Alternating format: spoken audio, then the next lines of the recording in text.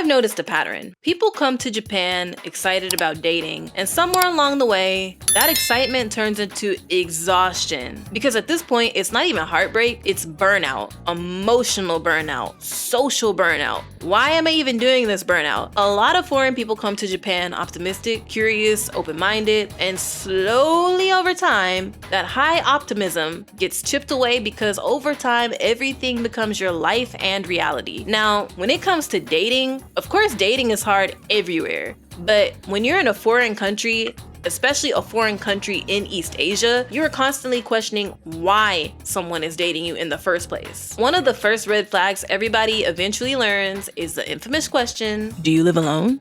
And if that question comes too early, that is not romance. It's not even curiosity. That's just a man checking for convenience. That's a man checking to see if he has easy access to you. And once you've been through that cycle enough times and you clock it, you just see it from a mile away. Now let's go deeper because this part matters and everybody loves to skip it. Dating as a Black woman or a Black man in Japan isn't just about dating in another country. You're not just foreign. You're carrying history, context, and a whole set of preloaded assumptions that existed before you even opened your mouth. Being Black already comes with global stereotypes, projections, and narratives that have nothing to do with you as an individual. And when you bring that into a society that's largely homogenous and doesn't have daily exposure to Black communities like that, it creates a whole different dynamic. I feel if someone is going to seriously date a Black person, they don't have to become a historian, but they do need cultural awareness. And I'm not saying you have to sit through Roots marathons or study every Black history book on earth, but you do need to understand boundaries, what's offensive, triggering, what's not a joke, what's not just curiosity. Because a lot of things people say in Japan come from ignorance, and not malice, but ignorance still causes harm. Touching hair, making comments about skin tone or color, assumptions about aggression, sexuality, strength, dominance, attitude, and compliments that are actually just stereotypes. If you're dating a Black person seriously, you can't treat their identity like a novelty or a personality trait, because some people are attracted to Black people, but they're not prepared to understand Black people. There's a difference between attraction and respect. There's a difference between curiosity and care. There's a difference between wanting the experience and wanting the person. If a Japanese man or woman is going to seriously date a Black person,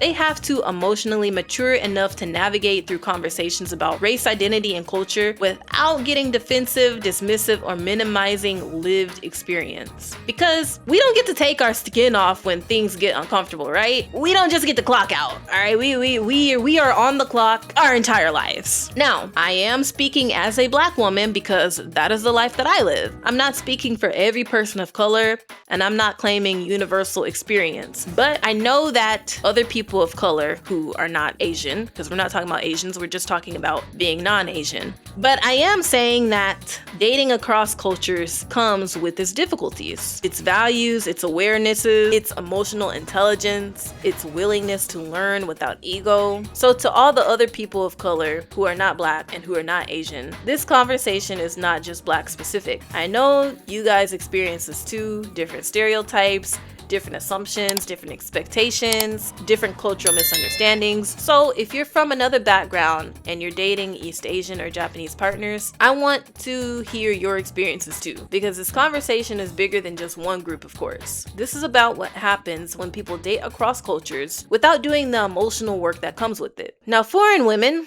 especially Western women, are not raised to shrink themselves.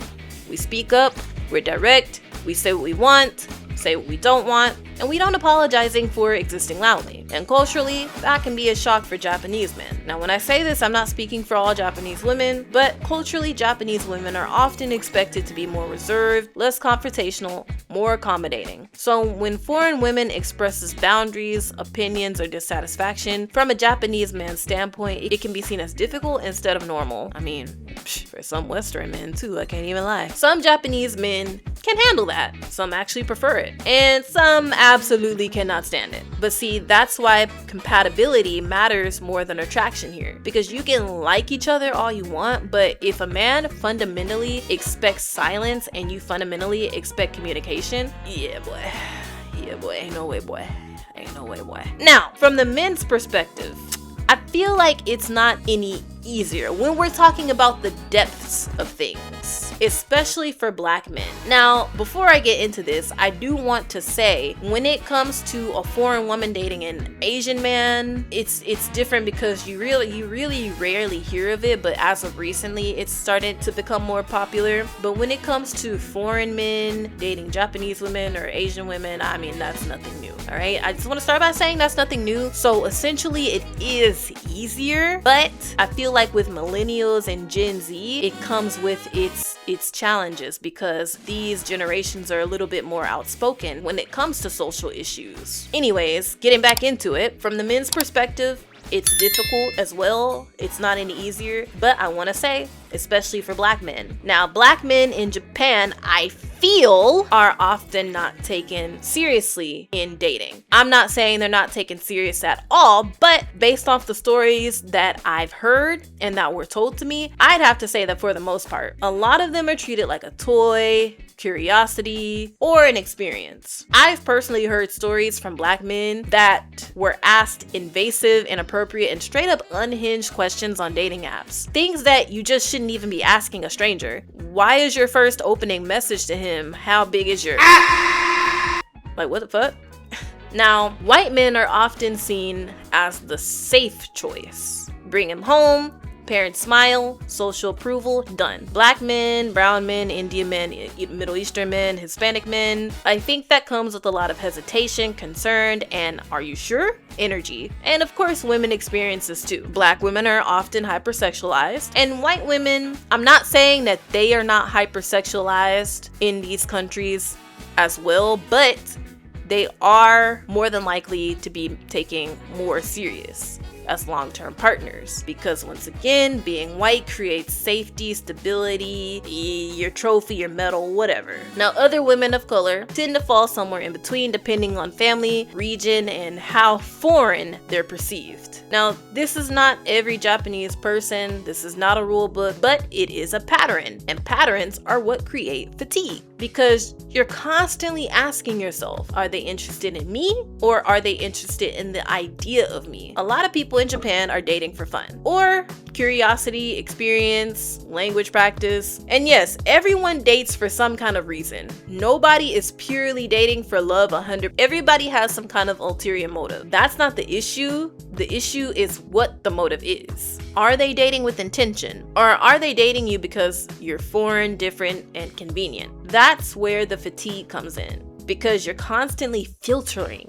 You're constantly questioning, wondering if you're being seen as a person or a placeholder, and that gets old really fast. You don't want to constantly be filtered through someone else's fantasy instead of being seen as a full person. And that's where foreigner dating fatigue really sets in. When you realize you're always analyzing intentions, always reading between lines, and always wondering if you're wasting time. And after a while, you just get tired of that. Alright, YouTube, that is it for today's video. Are you a foreigner living in Japan or any other East Asian country? Let me know your thoughts and opinions and your dating experiences.